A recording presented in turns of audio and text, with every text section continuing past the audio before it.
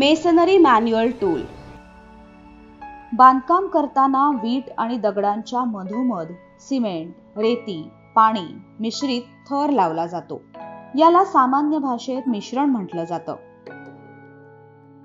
हे मिश्रण बनवण्यासाठी तसंच वीट आणि दगडांच्या मधोमध मिश्रण टाकण्यासाठी तसंच भिंतीला प्लास्टर करण्यासाठी, पाणी जमवण्यासाठी, खोदण्यासाठी आणि विटा तोडण्यासाठी वेगवेगळ्या प्रकारच्या अवजारांची आवश्यकता असते.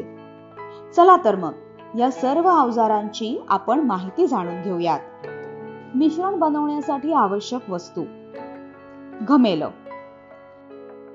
रेती, माती, सिमेंट, मिश्रण आदी वस्तू एका ठिकाणाहून दुसऱ्या ठिकाणी नेण्यासाठी घमेल्याचा वापर केला जातो. याचा वापर झाल्यानंतर ते स्वच्छ करून ठेवा.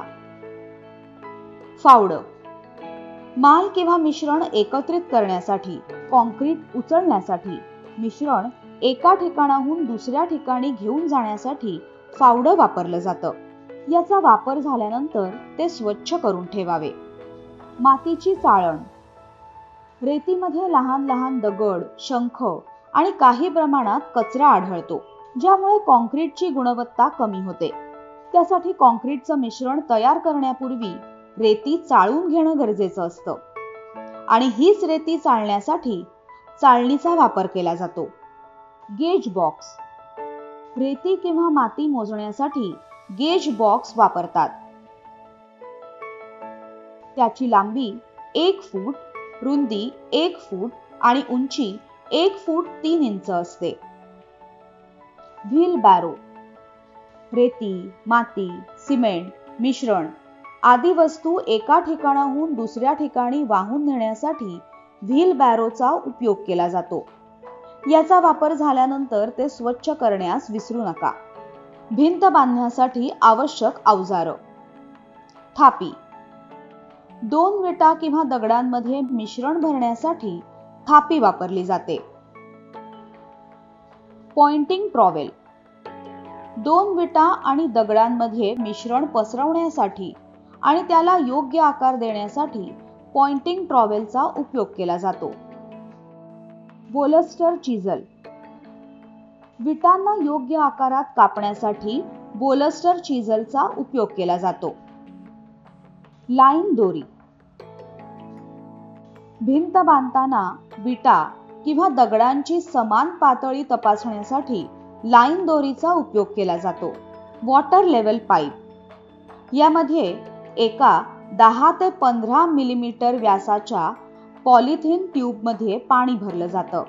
आवश्यकतेनुसार तुम्ही लांब किंवा लहान पॉलिथिन ट्यूबचा वापर करू शकता, जिचे आपण टेपच्या सहाय्यानं खूण केलेली असते.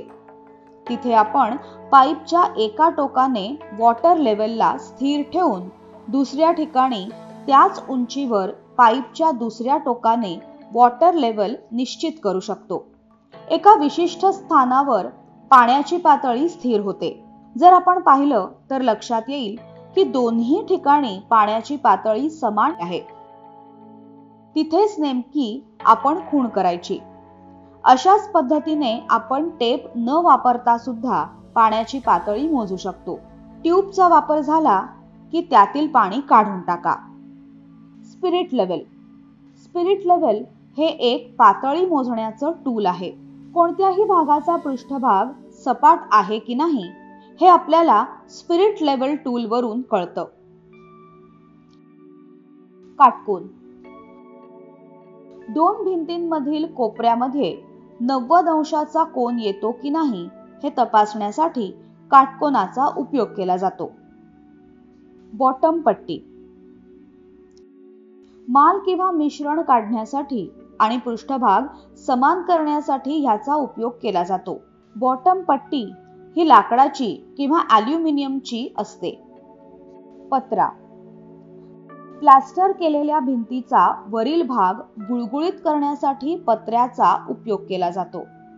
रंधा, माल, मिश्रण आणि कॉन्क्रिटीकरण केलेली जागा सपाट करण्यासाठी रंध्याचा उपयोग केला जातो. रंधा हा लाकडापासून बनवलेला असतो. वायर ब्रश, भिंतीला प्लास्टर करण्यापूर्वी भिंतीवर जमा झालेला जास्तीचा माल काढण्यासाठी वायर ब्रशचा उपयोग केला जातो. स्पंज. प्लास्टर झाल्यानंतर भिंतीला फिनिशिंग देण्यासाठी स्पंजचा उपयोग केला जातो. Plum Bob. प्लम बॉब हे जड धातूपासून बनवलेलं असतं. याचा खालील भाग टोकदार असतो. या भागाला एका धाग्याने किंवा पातळ रश्शीने लटकवून भिंत सरळ रेषेत बांधली जाते आहे ना याची तपासणी केली जाते. Steel tape. लांबी, रुंदी आणि खोली मोजण्यासाठी स्टील टेप वापरला जातो. GI bucket. पाणी जमा करण्यासाठी GI बकेटचा उपयोग केला जातो. Curing pipe. बांधकाम किंवा प्लास्टरचं काम पूर्ण झाल्यानंतर त्यावर पाणी मारण्यासाठी क्युरिंग पाईपचा वापर केला जातो. Water tank.